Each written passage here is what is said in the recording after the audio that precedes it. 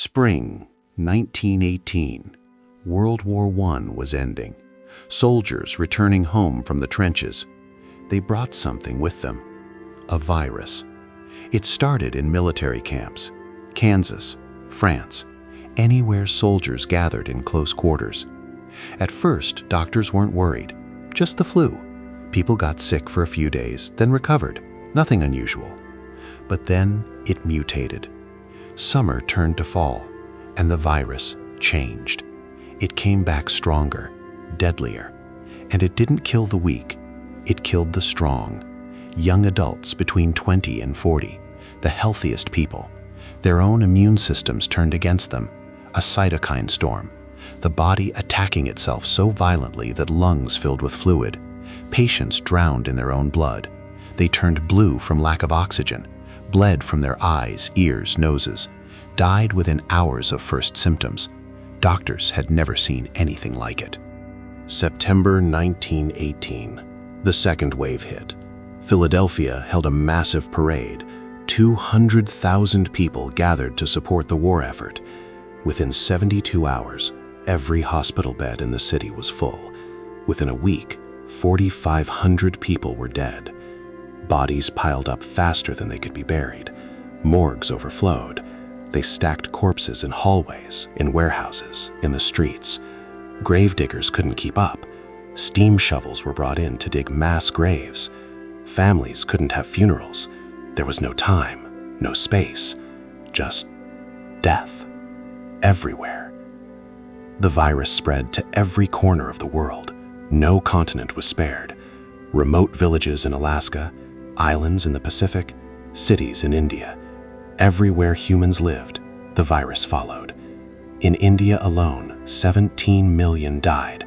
Some estimates say 20 million. In one country, in 2 years. Entire villages were wiped out. In Alaska, entire Inuit communities died. 90% mortality in some places. Bodies found frozen, preserved in the ice, waiting for burial that never came. The symptoms were horrific.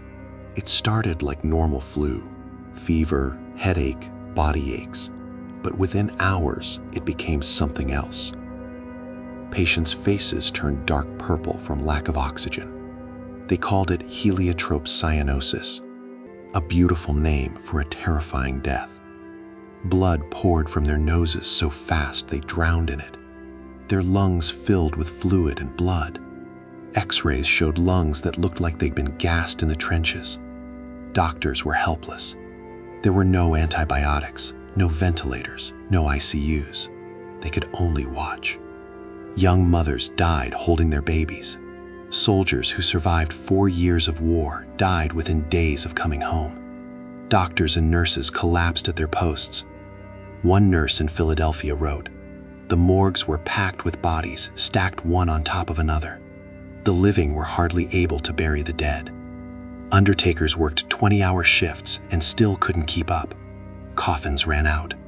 Bodies were buried in mass graves, sometimes without coffins, wrapped in sheets, lime poured over them to speed decomposition."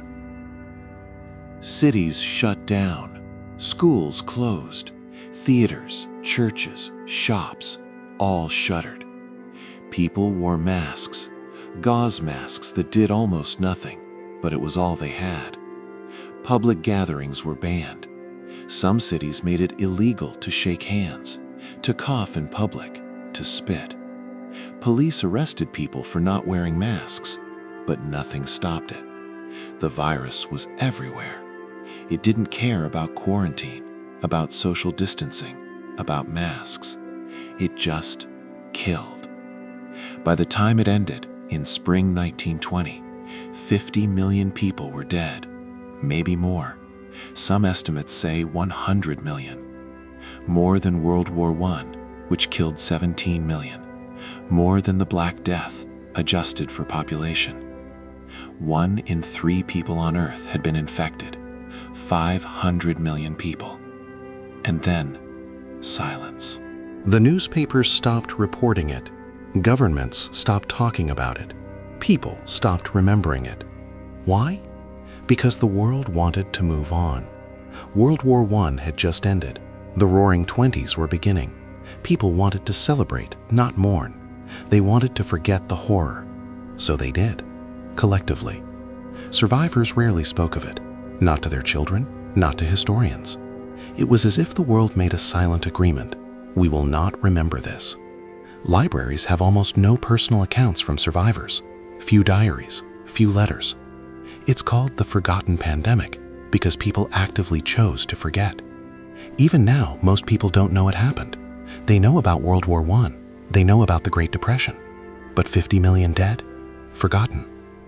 Until COVID-19, when another pandemic swept the world, suddenly people remembered. They looked back at 1918 and saw the same patterns, the same denials, the same exhausted healthcare workers, the same mass graves, the same silent grief. And they realized, we forgot. We forgot the worst pandemic in human history. And because we forgot, we repeated it. The Spanish flu didn't come from Spain. It was called that because Spain, neutral in World War I, was the only country reporting it honestly. Other nations censored their press, didn't want to show weakness during wartime. But Spain told the truth, so the world blamed Spain. The virus probably started in Kansas, on a military base, traveled to Europe with American soldiers, mutated in the trenches, then came back. But we'll never know for sure. The virus itself is gone. Or is it? In 2005, scientists recreated it from preserved tissue, from a woman who died in Alaska, whose body was frozen in permafrost. They wanted to understand why it was so deadly. They found that it triggered an overwhelming immune response. The healthier you were, the more likely you were to die. Your body killed itself trying to fight the virus. That's why young adults died in such numbers. The old and young, with weaker immune systems, often survived. It defied everything doctors understood about disease. This is the Spanish flu, the pandemic that killed 50 million people, that brought the world to its knees, that filled mass graves and emptied cities. And then, everyone forgot, until it was almost too late, until another pandemic reminded us. Forgetting the past doesn't erase it. It just means we're doomed to repeat it. 50 million people died. They deserve to be remembered. This is Veil of History, where we remember what the world forgot.